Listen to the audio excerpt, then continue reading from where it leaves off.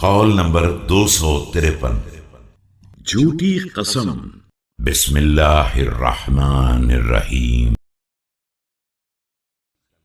أحلف الظالم إذا أردتم يمينه بأنه بريء من حول الله وقوته، فإنه إذا حلف بها كاذبا عوجل العقوبة، وإذا حلف بالله الذي لا إله إلا هو لم يعاجل، لأنه قد وحد الله تعالى۔